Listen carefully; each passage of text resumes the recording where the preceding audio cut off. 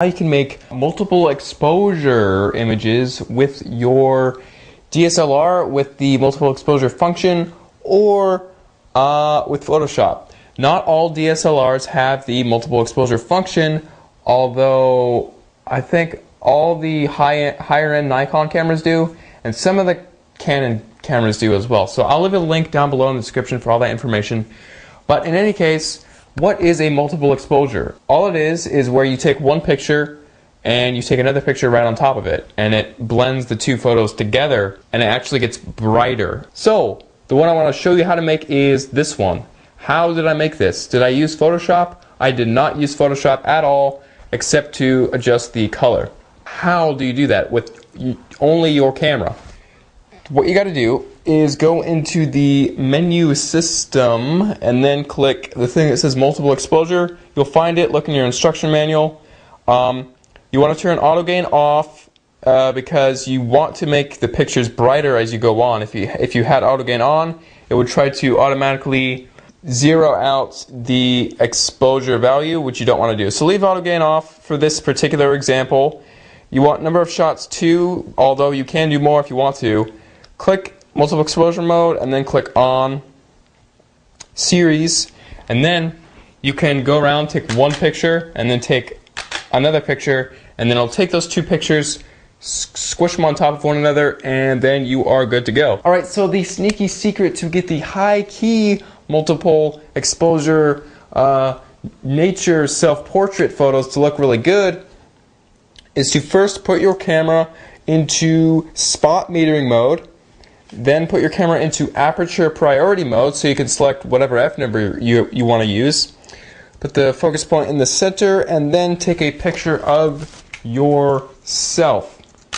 Now, if you take the picture correctly and if you take it so the sky is against the background, you should see the blinky lights.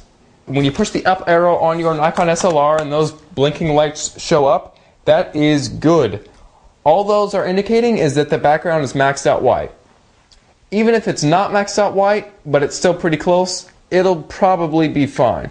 So now you've got the first shot, like that. Next, you want to bump up the exposure compensation about 2 stops so that when you aim it up at the tree, it blows out the background completely, because tree branches are not as solid as a face. I will be right back, 1 second. Alright, I am back. Here's my result I got. I just took that literally a few seconds from now. As you can see, it's not the best thing, but it does give you the example of what I'm talking about. You just need to make sure that the first photo you take of your face, spot metering, 0 EV. Second photo, about +2 EV. All situations are different, so you will have to experiment.